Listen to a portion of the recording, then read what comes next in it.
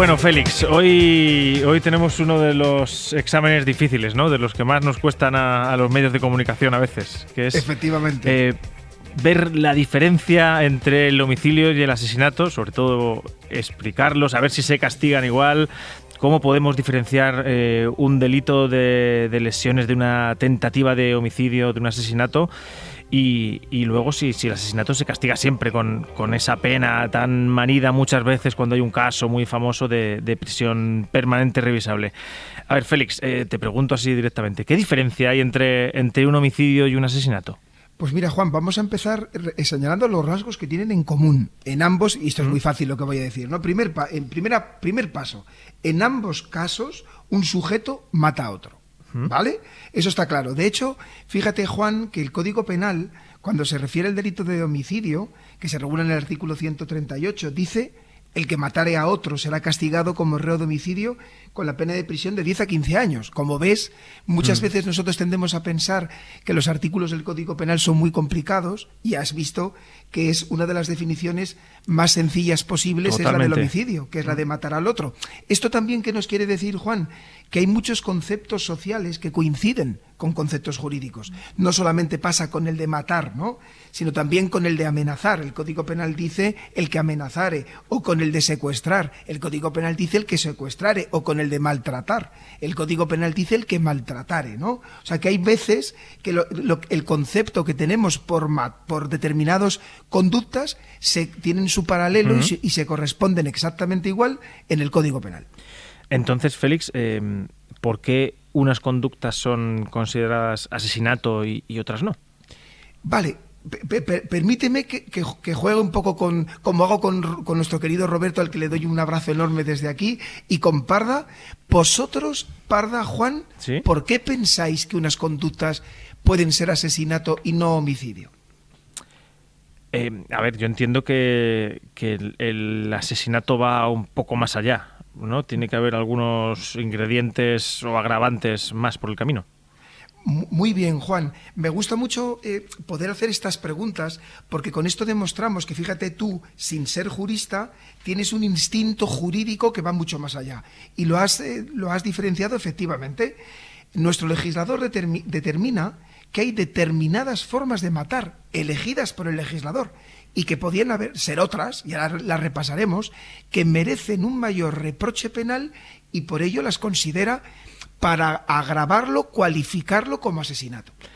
Y Félix, ¿qué diferencia de penas hay entre unas y otras? Mira, aquí me gusta, cuando tengo que explicárselo a gente que es ajena al derecho, a hablar. Imaginemos que para subir a una planta hay 4 escaleras, ¿vale? Porque lo mismo, hay 4 escaleras que podemos llamar como escaleras con 4 peldaños de la perversidad del crimen de matar, ¿vale? Tendríamos, por un lado, el homicidio, que como hemos visto se castiga con la pena de prisión de 10 a 15 años. Está el homicidio agravado, que luego lo veremos, que solamente hay 2 supuestos y que se castiga, fijaros, con el salto de 15 años y un día a 22 años y 6 meses. El asesinato, que se castiga de 15 años a 25 años, que son 4 supuestos que ahora veremos. Y por último, el asesinato con pena de prisión permanente revisable, que son otros 4 supuestos. Vale, y entonces, ya yendo un poco más al grano, ¿cuáles son entonces las modalidades de asesinato? Vale, pues subimos por tanto al siguiente escalón, y habría 4, Juan: la alevosía, el precio, recompensa o promesa, el ensayamiento y el cometer la muerte para facilitar la comisión de otro delito o para evitar que un delito anterior se descubra. Bueno, pues vamos, si quieres, con un poco más a fondo con cada una de ellas. ¿Qué significa eso de la alevosía que escuchamos tanto, sobre todo en películas y en informativos, en crónica también de esta negra? Efectivamente, Juan, vamos a seguir con tu instinto jurídico que tienes. ¿A ti qué te suena la alevosía, amigo?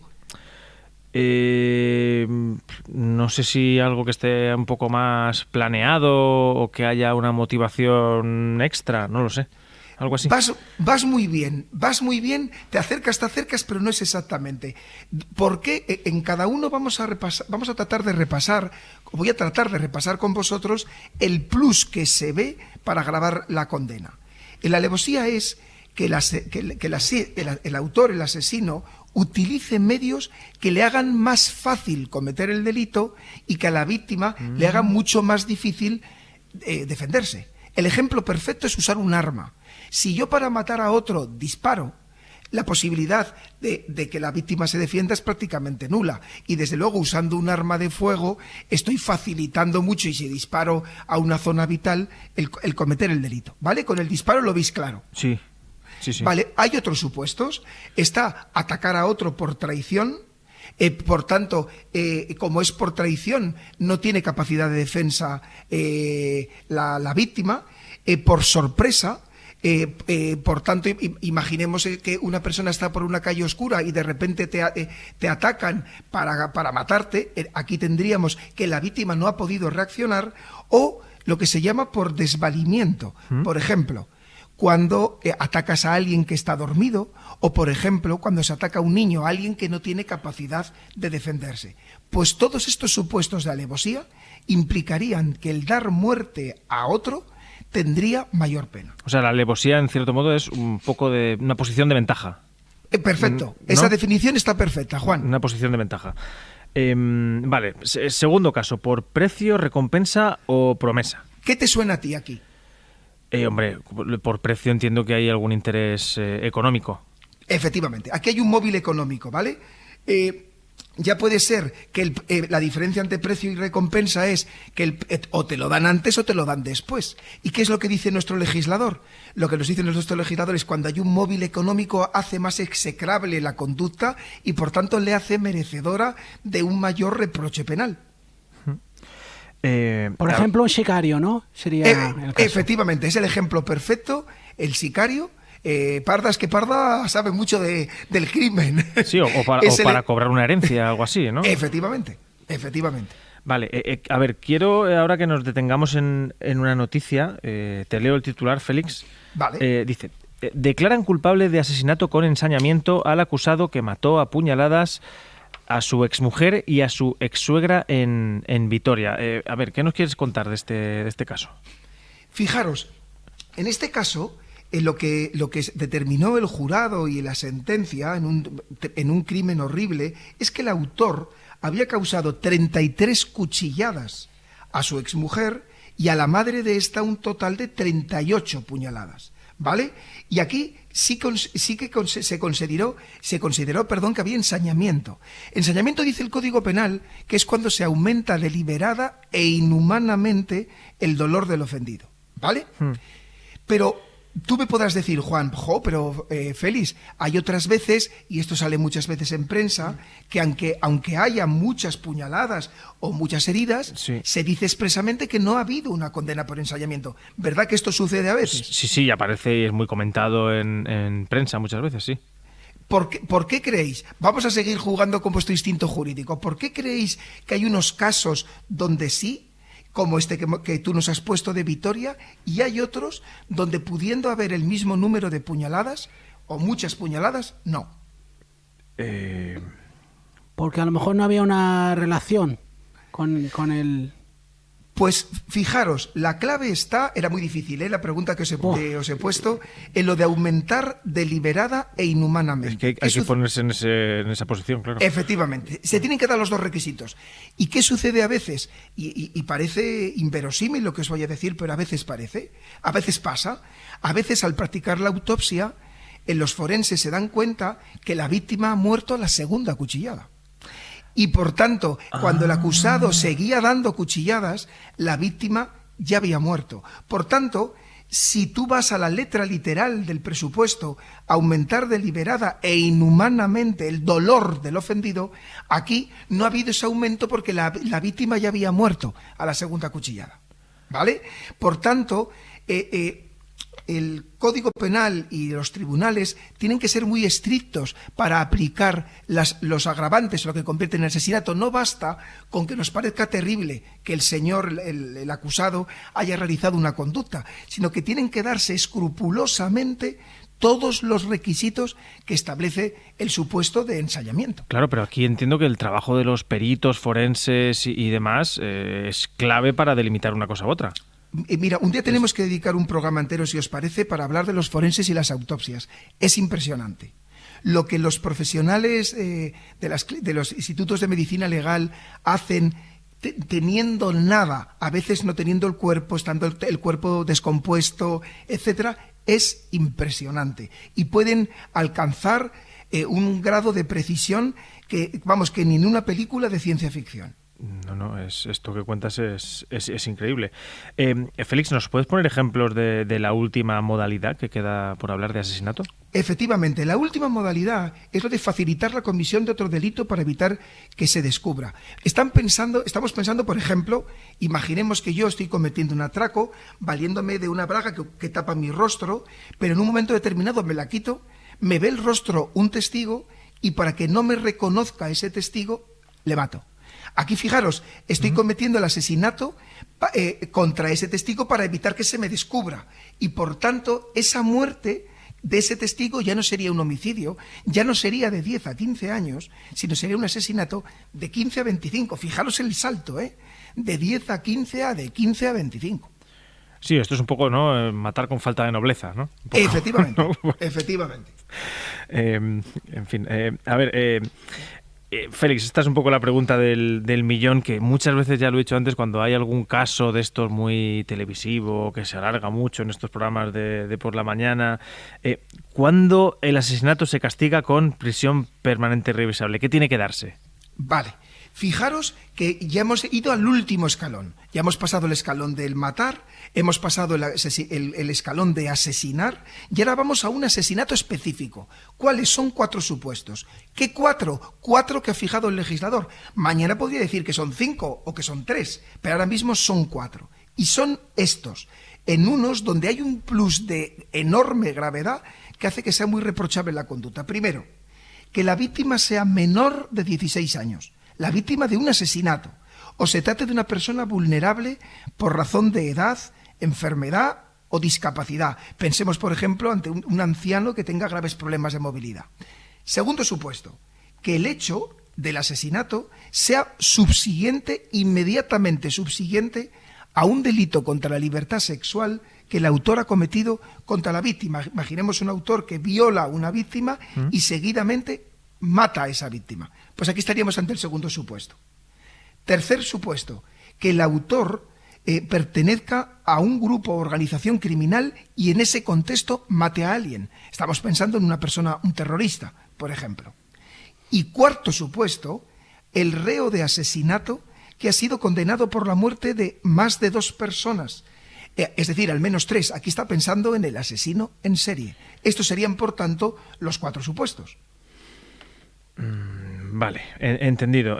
Félix, siempre que sale este tema de la prisión permanente revisable, creo que se nos viene a la memoria un terrible suceso, aquel del descuartizador de Pioz en Guadalajara.